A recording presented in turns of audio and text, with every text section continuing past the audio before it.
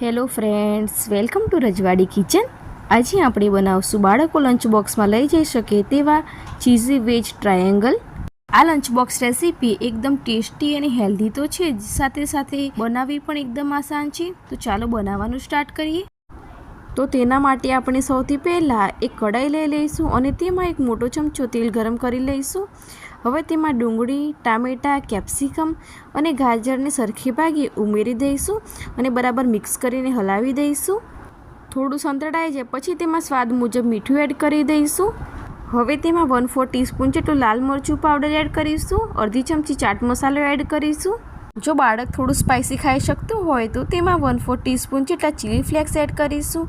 1/4 teaspoon black paper powder અને અડધી ચમચી જેટલું પીઝા સિઝનિંગ એડ કરી દઈશું। પીઝા સિઝનિંગ નાખવાથી તેનો ટેસ્ટ ખૂબ જ સરસ આવશે। હવે ઉપરથી કોથમીર નાખીને બરાબર આ રીતે મિક્સ કરી દેવાનું છે। હવે આપણે તેમાં 1 ટીસ્પૂન જેટલો ટોમેટો કેચઅપ એડ કરી દઈશું। ટોમેટો કેચઅપ એડ કરવાથી આપણે જે તીખાશ એડ કરી છે તેને બેલેન્સ થઈ જશે અને આ વેજ ટ્રાયેંગલનો ટેસ્ટ પણ ખૂબ જ સરસ આવશે। જો તમારું બાળક પણ વેજીટેબલ ન ખાતું હોય તો તમે પણ આ રીતે વેજ ટ્રાયેંગલ બનાવીને બાળકોને સ્કૂલમાં લંચ બોક્સમાં આપી શકો છો। હવે મેં અહીંયા 2 ટેબલ સ્પૂન જેટલું મોઝરેલા ચીઝ લઈ લીધું છે। તેને પણ આ રીતે હાથની મદદથી તોડીને એડ કરી દઈશું અને ગેસની ફ્લેમ બંધ કરી દઈશું। હવે આપણું સ્ટફિંગ રેડી થઈ ગયું છે। હવે મેં અહીંયા એક રોટલી લઈ લીધેલી છે। તેમાં જરૂર મુજબ ટોમેટો કેચઅપ એડ કરીને ચમચીની મદદથી આ રીતે બરાબર સ્પ્રેડ કરી દઈશું ચારે બાજુ। જો તમારે મેયોનીઝ કે શેઝવાન ચટણી એડ કરવી હોય તો તે લગાવી શકાય છે। આ રીતે ફેલાવ્યા પછી આપણે જે સ્ટફિંગ એડ કર્યું છે તેને આ રીતે રોટલીની એક બાજુ બરાબર આ રીતે ફેલાવી દેવાનું છે। આ રીતે રોટલીની એક બાજુ આપણે સ્ટફિંગ ભરી દઈશું અને બીજી બાજુને ખાલી રાખવાની છે જેથી ફોલ્ડ કરી શકાય। આ રીતે આપણે ફોલ્ડ કરી દેવાની છે રોટલી અને હવે તેને સાઈડ ઉપર મૂકી દઈશું। હવે આપણે આગળ જે રોટલી તૈયાર કરી તે રીતે સ્ટફિંગ લગાવીને આ રોટલી પણ તૈયાર કરી લઈશું।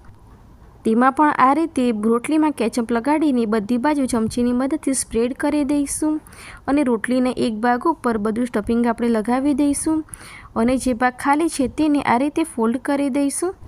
મેં અહીંયા ચીઝ અંદર જ એડ કરી દીધું છે। જો તમારે ચીઝ ઉપરથી છીણવું હોય તો છીણી શકાય છે। હવે બંને રોટલી રેડી થઈ ગઈ છે તો તવા ઉપર આપણે આ રીતે ઘી અથવા તેલ કાં તો બટર એડ કરી દઈશું અને બંને રોટલીને આ રીતે ગેસ ઉપર મૂકી દઈશું। રોટલી એક બાજુથી શેકાઈ જાય અથવા તો ગોલ્ડન બ્રાઉન કલર આવે ત્યાં સુધી તેને એક બાજુ શેકાવા દઈશું અને પછી આ રીતે પલટાવી લઈશું।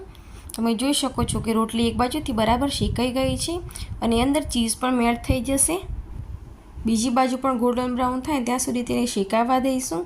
આ શેકાતા લગભગ 1.5 થી 2 મિનિટ જેટલો સમય લાગે છે।